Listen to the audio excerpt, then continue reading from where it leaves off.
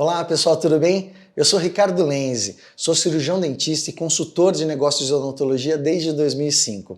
E esse é o podcast Alma de Dentista, um espaço para dar voz aos grandes personagens da odontologia do Brasil, a quem tem lugar de fala e que pode contribuir com vocês no instigar do teu pensamento, na formação do seu pensar em odontologia, não em relação técnica, mas em questões ligadas ao mercado odontológico.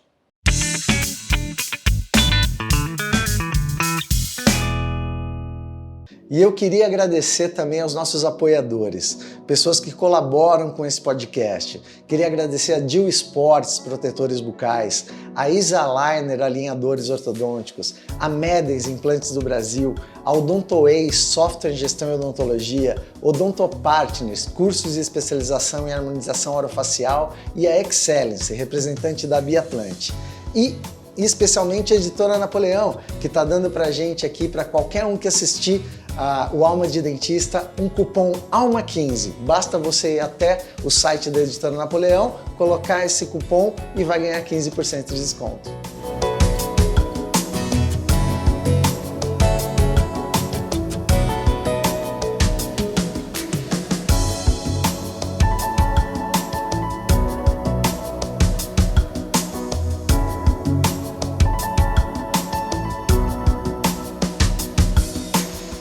Pessoal, tudo bem? Bem-vindos a mais um episódio do podcast Alma de Dentista. E mais uma vez eu estou aqui com Maria Carolina Erhard. Perfeito. Maria Thaís. Thaís Tomé, Michele Manfroy. E para conversar hoje de um tema que eu também acho muito importante dentro do que está acontecendo na odontologia do nosso país, que tem a ver com a formação do profissional, até porque tanto a Carol como a Thaís são professoras, né, universitárias, estão dentro da URGS, na disciplina dentística, e são mestres, doutora, pós-doutora. Pós-doutora, você, é pós-doutora. Ótimo. E como é que está esse mercado? Eu pus aqui a carreira dos mestres da odontologia no Brasil. E eu vou começar com uma questão que eu já fiz até lá atrás, acho que acho que eu perguntei isso pro Jolie uma vez. Se você, Jolie, ou você, Hirata, Scopin, são tão bons, por que não estão dentro das universidades brasileiras? E lá nos Estados Unidos a gente vê, por exemplo, Estados Unidos, a comparação que a gente sempre faz, a gente vê os grandes nomes de qualquer área estarem vinculados a alguma universidade. Né? Até um presidente dos Estados Unidos, quando deixa de ser presidente, automaticamente né? Ele vai dar aula de sociologia dentro de uma universidade, e nós não temos isso no Brasil, essa valorização dos grandes nomes, valorização da universidade como ensino. Tem grandes nomes dentro da faculdade, né? Estamos aqui com dois, mas essas pessoas não vão. Por que isso se dá, né? E ao mesmo tempo tem um outro lado que eu também vejo, uma certa banalização do mestrado, que é o outro lado. Eu ia te fazer essa pergunta já. O que é um mestre? O que é um mestre? Para mim, estou falando aqui só na questão técnica da formação, né? Então, né? Assim, a gente já pode começar com isso, né? Então, defina mestre, né? Então, vai. Não, gente. Eu fiz uma pergunta, entendeu? E hoje, essa pergunta ficou mais difícil ainda, né? Porque a partir do momento que houve esse boom das redes sociais, né? Ou seja, onde todo mundo ganhou palco, assim, notoriedade. Vamos dizer, ou seja, tu abrir a câmera e você tá falando com 10, 20, 30, 100 pessoas, enfim, né? Hoje, todo mundo se auto-intitula mestre. Todo mundo se auto-intitula criador de um método. Sim, o que mais tem criador do método? Protocolo. Não sei o quê. Exato, né? Ou seja, eu acho que a gente tá passando por um momento na nossa sociedade desse questionamento, porque se eu tenho pessoas me escutando que estão, né? Então, eu estou ensinando alguma coisa. Hoje, todo mundo é professor de algo. Todo mundo tem alguma opinião para dar sobre alguma coisa. Algo para ensinar. Mesmo sem saber muito sobre aquilo. Uhum. Então, eu faço essa pergunta e me questiono muito, né? Porque antes, quem era o professor, né? Era algo Nobre. intangível. Eu via poucas pessoas com mestres, né? Hoje eu vejo muito, eu fiz mestrado e tal, eu faço especialização, já fiz o mestrado. Exato. Falei, mas você dá... Não tô... Então, como é que isso funciona para vocês, na cabeça de vocês, que escolheram a dedicação exclusiva à universidade? Né? E aí tu entra com a colocação, né, desses colegas que tu colocou, o Jolina Peri, o Irata, o Scopin, enfim e tal. Eu não sei se isso é algo da nossa sociedade, né, como latinos, talvez um padrão mais... Porque eu morei 6 anos na Espanha. E convalidei meu título, trabalhei como dentista lá, fui professora na Universidade de Múrcia, né? A gente vê um padrão de sociedade talvez um pouco mais próximo na odontologia como o nosso aqui no Brasil.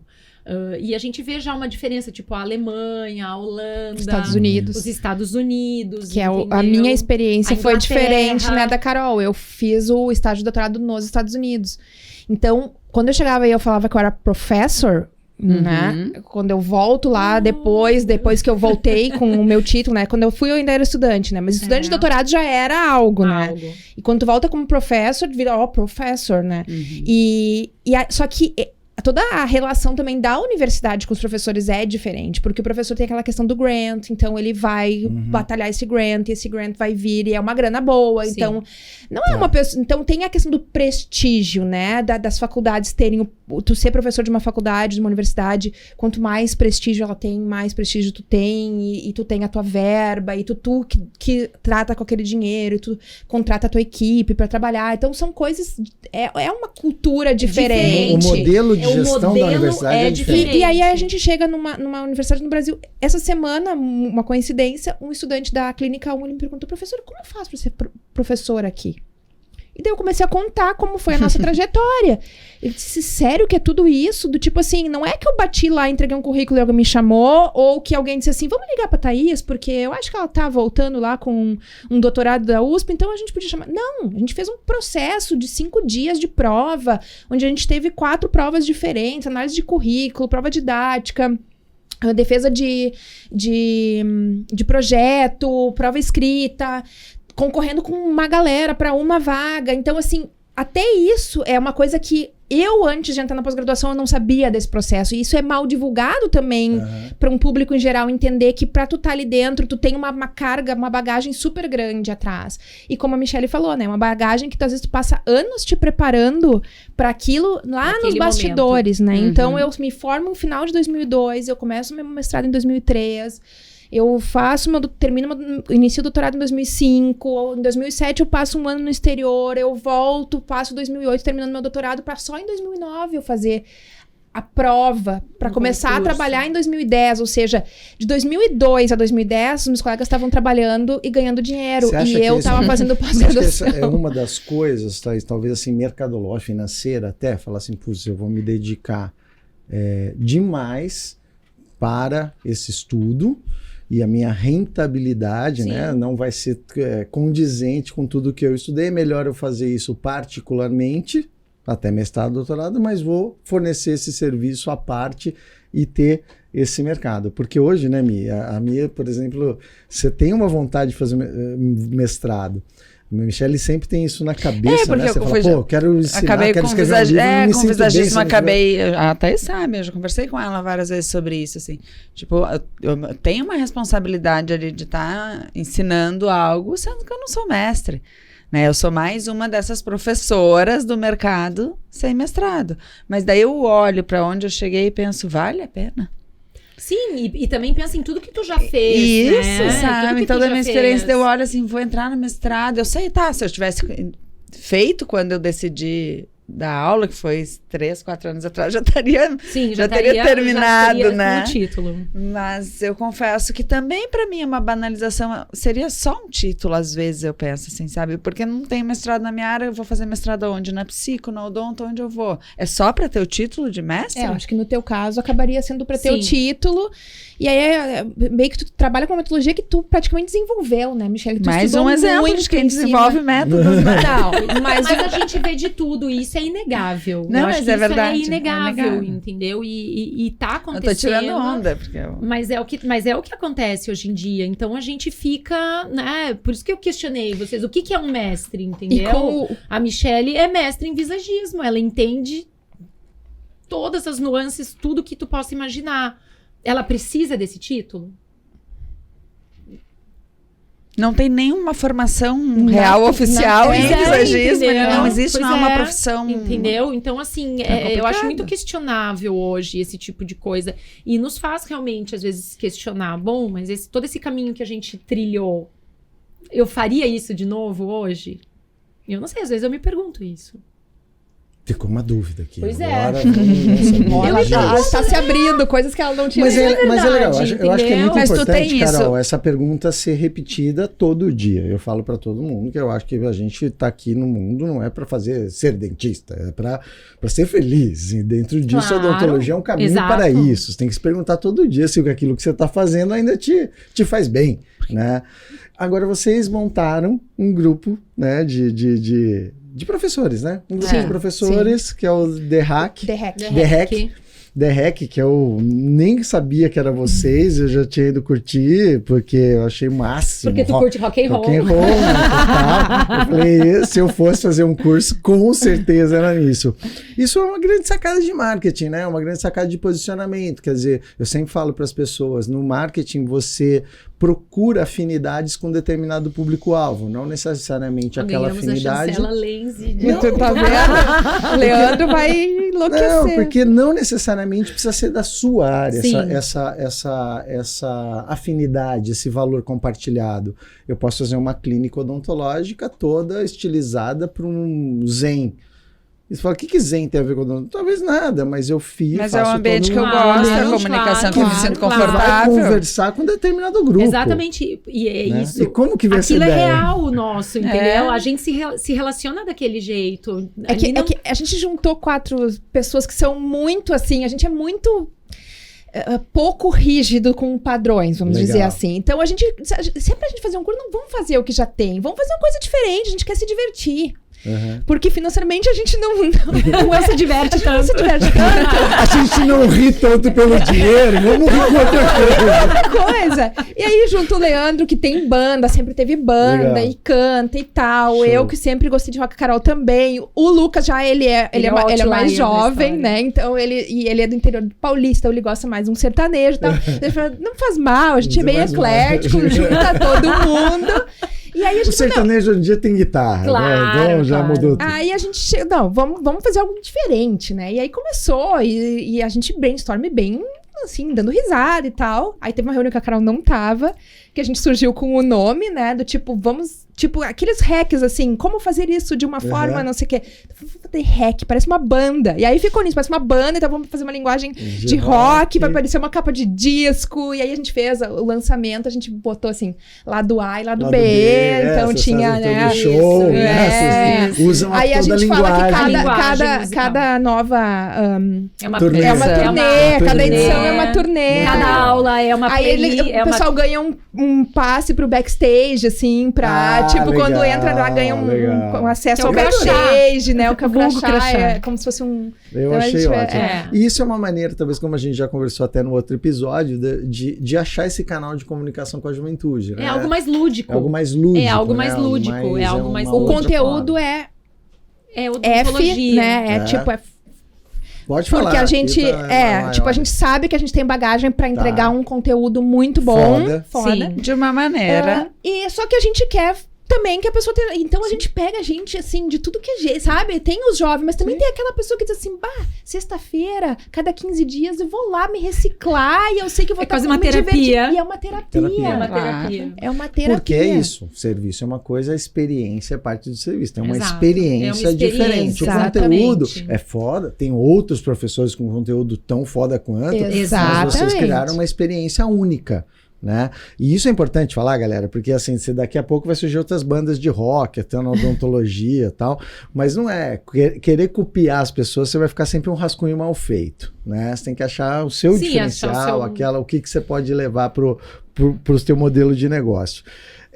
E como você vê, por exemplo, esses absurdos, né, todos técnicos que estão aparecendo na internet, né? Você, Michele, que vê várias coisas também. E como que muitas vezes essas pessoas carregando, como a Carol falou, uma alcunha ali de mestre, né? De ensinei a técnica tal, desenvolvi tal coisa, colocando isso dentro do mercado, né? Como se fosse uma nova forma de fazer, né? Dentro do Instagram.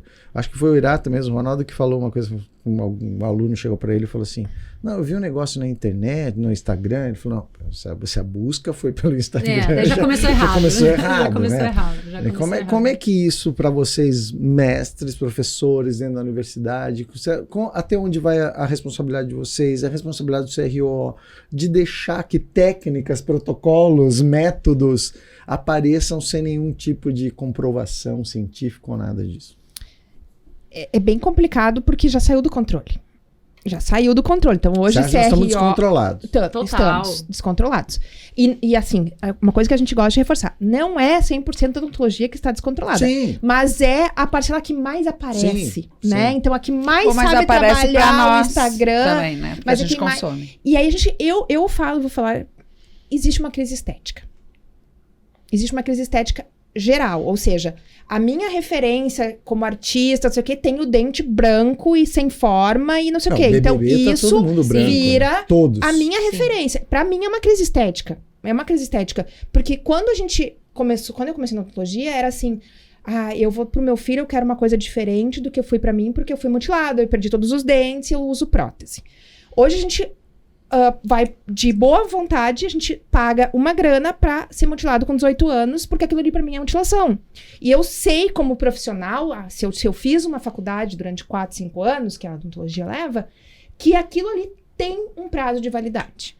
Então, ainda que eu fizesse muito, muito, muito bem feito, isso tem um prazo. Então, quando eu começo a colocar isso, e gente falando em ciclo restaurador, eu coloco isso com 17 anos numa criança, 18 anos, e eu sei que isso vai ter manutenção, que com 5 anos vai estar tudo quebrado, vou ter que refazer, e que eu não vou conseguir tirar. Essa semana teve alguém falando no post Reversibilidade. da reversibilidade. Não é reversível, tem desgaste, tem oclusão. Geralmente, o que mais pega pra mim é a oclusão, assim, tu vê, assim, não tem como isso durar, vai sair dali, vai quebrar. Tá fadado ao insucesso, né? E aí a gente pensa isso, que a gente como população, como ser humano, a gente hoje valoriza mais ter um dente com um branco real, com uma forma que não é a do livro Não é cor de anatomia. dente, não é forma de dente, não existe. Não é nada. dente. Não é dente. E então, tudo isso virou o dente. desejo, né? Nem Então, tex. é da mesma forma que a gente vai falar na Na harmonização dos exageros, das pessoas que estão exagerando É uma no crise tamanho estética, do as lá. pessoas É uma não crise têm- estética. As pessoas, elas E o têm- excesso de ver isso, que é o excesso, daí a foto do Instagram que causa isso, que é um álbum digital que todo mundo tá acessando, ela vai entrando no cérebro. o filtro. Alimentando o cérebro. Né? E Aquela a gente vai foto ficando contaminado de achar que o imperfeito não existe. Vai distorcendo Vai a visão distorcendo do real. do real. Exatamente. Então, eu acho que isso está tendo um impacto muito grande na nossa profissão. Porque a odontologia tem um tripé. Saúde, função e estética. A partir do momento que alguém te demanda um tratamento só em um desses pés, a gente entra num caminho muito perigoso, entendeu? Que é aquela história. Não, mas foi o paciente que me pediu. E aí? Né? Ou seja, a gente cai de novo naquela questão. E aí? Você falar a verdade, às vezes, te coloca contra uma venda. Exato. Né? Exato. Longe daquele Exato. fechar tratamento que eu dei. Isso me Exatamente. lembrou agora Né? uma coisa assim, tipo, tu chega lá no salão, tu tá fazendo cabelo, mecha, e daí o cabeleireiro fala, mas me pediram mais uma mecha, mas tu sabia que ia dar um quebrar o corte cabelo. químico. Não é responsabilidade do cabeleireiro? Pois é. Analisar e dizer, não dá pra fazer. Sim, da mesma maneira. Mas eu vou fazer no outro. Bom, então faça no outro. exatamente. Simples. Que são essas bizarrices que a gente vê em todas as... Um cirurgião plástico, né? Enfim, dermatologista. Enfim, a partir do momento que sai desse tripé, e às vezes a gente, como profissional, a gente chega paciente com uma demanda, ele tem um padrão de saúde ok, mas ele tá te pedindo um procedimento estético. E aí? Vou fazer, não vou fazer. Essa questão, né? Eu acho que é bem... do padrão estético, Michele, você já fala assim, eu vejo você ensinando os dentistas, né, de harmonização orofacial e sempre colocando uma nova forma de avaliar, né, a questão estética através da face, da intenção do cliente. E eu vejo, às vezes eu entro ali nas suas aulas e vejo os dentistas falando assim, você pergunta, o que você faria aqui? E eles falam, eu colocaria tanto de ml, Sim. tanto não sei o quê. Eu acho que ficaria melhor. Essa é a resposta sempre. Baseado em quê? E não tem explicação. Eles não Quer conseguem dizer, achar uma vezes, resposta. Às vezes vem do inconsciente coletivo, da imagem estética que tá no mundo, que não é legal. Né? Vi uma Madonna. Porque eu acho que ficaria melhor. Mas baseado em quê? Tu acha? Você acha que a estética ela perdeu para o social? Quer dizer, a estética ciência perdeu para a estética social. Quer Acho dizer, que sim. Sem dúvida, é muito mais barato, vamos dizer, é muito mais pouco rentável vender saúde, promoção de saúde, do que vender estética. Mas para não fugir do tema deste podcast, Pois é. eu vou ler aqui o que a Thaís colocou no meu livro, agradecendo publicamente tua participação. E na parte aqui que eu separei do sucesso, segundo eles aqui, sempre estive focado em ser professor e realizar de forma correta o meu propósito de ensinar, atendendo às necessidades dos alunos, ou seja, com empatia. Só pensei no sucesso 10 anos depois, quando fui convidada a ser paraninfa de uma turma. Ali eu pensei, acho que alcancei meu objetivo. Aquele momento foi uma prova de reconhecimento do meu esforço, tanto no preparo do material, dos recursos audiovisuais, na busca de conhecimento. Nesse momento me senti realizada profissionalmente. Desde quando você pensou em só ser, ou só, né? O só é péssimo, mas Só péssimo. Mas quando você decidiu realmente se dedicar única e exclusivamente para a docência? Eu sempre gostava de dentística, isso assim, desde o começo. Eu fui monitora de anatomia e tal, e eu gostava de dentística. E aí um dia eu conversando com um professor sobre fazer especialização, ele me olhou e falou assim, tu nunca pensou em dar aula? Eu falei, já pensei. Aí ele falou assim, não, porque eu acho que tu teria jeito. Tipo, eu sempre fui aquela que gostava de fazer a apresentação, do PowerPoint, de dar... todo mundo tem vergonha de falar. Eu não tinha o menor problema, eu gostava de fazer apresentação de trabalho, me realizava. E daí aquilo ficou na minha cabeça. Ele falou assim, quem sabe tu faz um mestrado direto ao invés de fazer a especialização. E aí, de uma coincidência, o meu marido, na época era meu namorado, estava indo trabalhar em São Paulo, eu vi que tinha a seleção do mestrado em São Paulo, acabei fazendo a prova, passei e foi. E quando eu comecei ali, eu já vi, não, é isso que eu quero, né? Minha carreira é essa, é aqui que eu quero ficar, é aqui que eu gosto disso, eu gosto de sentar, montar uma aula, falo dos recursos. Quem olha meus slides, as minhas aulas, precisa saber que ela que fez todos eles. Tem o selo, né? Tem o selo, Thaís. Os negócios de hack, é tudo eu que faço. Tipo, eu amo essa parte. É aquela coisa que você falou, né, Carol? O mestre vem antes de qualquer área, né? O mestre vem antes, talvez, de ser mestre em odontologia ou ser mestre em... Exato. O professor vem antes do mestre, né? Do e mestrado. sabe qual é a coisa ser professor é uma coisa... É uma missão. Né? Eu gosto de ensinar. É uma missão. Eu me sinto bem quando alguém... Exato. Quando alguém me fala, eu quero explicar. Né? E pra mim, aquela que eles falam assim, de que a melhor forma de aprender é ensinar. Isso pra mim é muito assim. Tipo, eu acho que quanto mais eu dou uma aula, mais eu a tua próxima aula nunca vai ser igual à anterior, mesmo de anatomia, que não muda. Exatamente. Quanto mais eu sei que eu nada sei. Então é bem isso. E você aprende o próprio ato de ensinar constantemente, né? Então estamos aqui com 3 grandes mestres, professoras. Gente, obrigado. Esse foi mais um podcast do Alma de Dentista. A gente se vê no próximo. Tchau. Tchau. E aí, curtiram o episódio de hoje? Então, deixa seu like na nossa página do YouTube. Se inscreva na página, liga lá o sininho para te avisar e até o próximo episódio. Pessoal, e também vocês podem participar do Alma de Dentista de uma outra maneira, ajudando a gente a manter esse programa no ar e também ajudando a Por um Sorriso, a ONG do Felipe Rossi. Vocês podem ajudar através do crowdfunding que está aí na tela de vocês. Com R$40, 50% vai para Por um Sorriso e a gente mantém o programa no ar.